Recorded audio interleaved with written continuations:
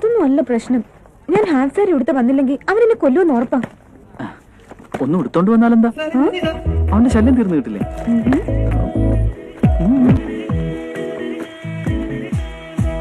സ്നേഹമേകാൻ വെമ്പുന്ന തോഴൻ ഞാൻ, ചന്ദനത്തിൽ ചാലിച്ച ചാരുത നീ, ഇരുമയും ഒന്നാകാൻ നിറപറയൊരു കീടാ, മഴമുത്തു പോലും കുളിരണിയും നിന്നെ നീ തഴുകുമീ നേരം, അഴകാർന്ന ചന്ദ്ര